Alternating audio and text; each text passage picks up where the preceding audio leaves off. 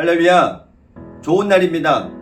오늘 우리에게 반드시 좋은 일이 있음을 믿습니다.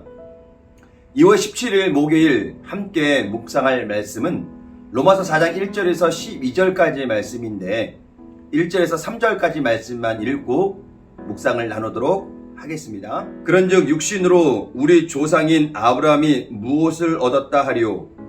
만일 아브라함이 행위로서 의롭다 하심을 받았으면 자랑할 것이 있으려니와 하나님 앞에서는 없느니라. 성경이 무엇을 말하느냐? 아브라함이 하나님을 믿음에 그것이 그에게 의로 여겨진 바 되었느니라. 아멘. 사도행전이 끝나고 로마서를 시작하면서 우리가 먼저 인식해야 할 팩트 두 가지가 있습니다. 첫째는 우리는 죄인이었다는 것입니다. 로마서 3장 10절에 의인은 없나니 하나도 없으며 라고 말씀하고 있습니다. 그러면서 로마서 1장 21절과 23절에 이렇게 말씀하고 있습니다. 하나님을 알되 하나님을 영화롭게도 아니하며 감사하지도 아니하고 오히려 그 생각이 험하여지며 미련한 마음이 어두워졌나니 썩어지지 아니하는 하나님의 영광을 썩어질 사람과 새와 짐승과 기어다니는 동물 모양의 우상으로 바꾸었느니라. 하나님을 아는 것과 믿는 것이 하나가 되지 못한다면 우리는 늘 죄의 올무에 빠져 살 수밖에 없다는 것입니다. 두 번째는 율법으로서 의롭다 받는 것이 아닌 하나님을 믿음에 의롭다 여김을 받는다는 것입니다. 로마서는 바울이 3차 전도 여행 중에 아가야 지방의 고린도에서 로마에 있는 그리스도인들에게 보낸 편지입니다. 바울은 율법에 빠진 성도들을 위해서 믿음으로 구원을 얻는다는 교리를 확립했습니다. 유대교에서 개종한 사람들이 신앙생활을 하면서 아직도 율법에 매여 있는 신앙을 했습니다. 율법을 지켜서 구원을 얻으려고 했습니다. 바울은 이런 유대인들의 신앙을 믿음으로 구원을 얻는다는 것을 확신시키기 위해서 로마서를 썼습니다. 그래서 결국 유대인들은 율법을 범함으로 하나님을 욕되게 했다고 사도 바울은 지적합니다. 로마서 2장 23절입니다. 율법을 자랑하는 네가 율법을 범함으로 하나님을 욕되게 하느냐. 아브라함은 유대 백성들의 가장 큰 자랑이었습니다. 그래서 아브라함의 혈통이라는 사실을 무엇보다 명예롭게 생각했습니다. 그래서 그들은 유대인이라는 신분과 할례를 강조하면서 스스로 의롭다고 말합니다. 그러나 사도 바울은 그들을 향해 일침을 놓습니다. 로마서 2장 28절에 무릇 표면적 유대인이 아니요 표면적 육신의 할례가 아니니라. 오직 이면적 유대인이며 할례는 마음에 할지니 영에 있고 율법 조문에 있지 아니한 것이라. 그 칭찬이 사람에게서가 아니요 다만 하나님에게서니라. 오늘 사도 바울은 율법을 지킴으로써 경건을 얻는다고 착각하는 유대인들에게 5절에 이렇게 말합니다. 이를 아니할지라도 경건하지 아니한 자를 의롭다 하시는 이를 믿는 자에게는 그의 믿음을 의로 여기시니. 여러분은 여러분 분야에서 각자에게 주어진 일을 감당하며 살고 있을 것입니다. 그리고 그에 대한 보수를 받고 일을 하게 되죠. 그런데 보수를 받고 나서 이것을 기적이라고 은혜라고 외치는 사람이 있을까요? 물론 우리는 모든 것이 은혜라고 생각하지만 대부분의 사람들은 이것을 기적이나 은혜로 생각하지는 않습니다. 당연한 대가라고 생각합니다. 그러나 오늘 사도 바울이 유대인들에게 말하는 것은 공로가 없어도 하나님께서 우리를 의롭다고 인정해 주신다는 것입니다.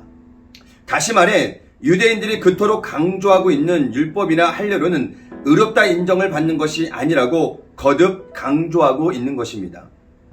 우리가 늘 하나님의 은혜라고 생각하지만 우리 역시 우리의 삶 속에서 자신도 인식하지 못하는 가운데 율법에 사로잡혀 어떤 공로를 통해 하나님께 인정받으라는 모습이 있지 않은지 생각해 보아야 합니다. 이만큼 했으니 하나님께서 나를 인정하시겠지, 내 기도에 응답하시겠지, 이 정도면 정말 열심히 하고 있는 거야. 스스로 인정하며 그 인정함 속에 하나님의 은혜를 소원하려는 인간의 연약한 모습이 우리 안에 있다는 것입니다. 지금 여러분은 교회 안에서 많은 봉사와 헌신으로 교회를 섬기고 성도들을 섬기고 계실 것입니다. 그런데 이 봉사와 헌신의 계기가 어디서부터 출발하셨나요? 교구장이 겉면에서요? 리더가 겉면에서요? 틀린 답은 아닙니다. 그러나 보다 본질적인 출발점이 있습니다. 그것은 영원히 죽을 수밖에 없던 우리를 예수 그리스도의 십자가 은혜로 말미암아 죄사함 받게 하셨고, 예수 그리스도를 믿음으로 말미암아 구원받은 우리가 그 은혜에 감사하여 믿음으로 반응하는 신앙 고백의 표현 중 하나의 모습인 것입니다.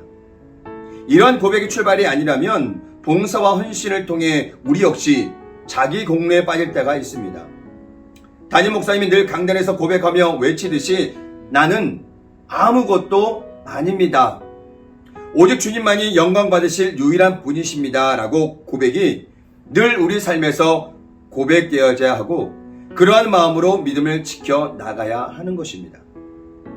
오늘 묵상을 통해 다시 생각할 것은 율법과 할례가 필요하냐 아니냐의 문제가 아닙니다. 율법이나 할례 자체로는 아무 의미가 없는 것입니다. 물론 율법으로는 죄를 깨닫게 되고 할례라는 거룩한 상징은 은혜의 도가 되기는 합니다. 그러나 우리가 놓치지 말아야 할 것은 우리를 의롭게 하실 분은 오직 예수 그리스도 한 분이시라는 것입니다. 율법이나 할례로 의롭게 되는 것이 아닌 오직 값없이 주시는 하나님의 은혜로만 가능하다라는 것입니다.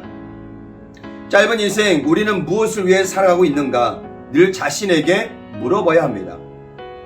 우리가 진정 그리스도인이라면 세상을 소유하는 삶에서 구원받은 은혜의 삶을 살아가야 한다는 것입니다. 끊임없이 채우고 소유하려는 삶은 한계점에 다다르면 와르륵 무너지고 맙니다.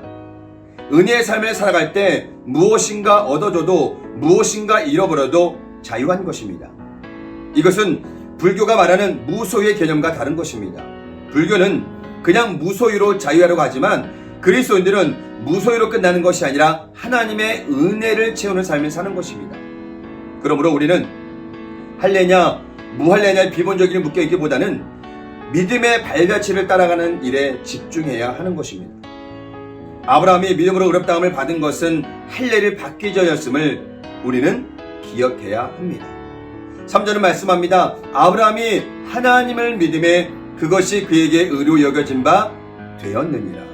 오늘 하루 여러분의 삶의 현장에서 아브라함의 믿음이 실천되며 어떠한 상황에서도 하나님만 신뢰하며 믿음으로 전진하는 복된 하루가 되시길 예수님의 이름으로 간절히 축원을 드립니다.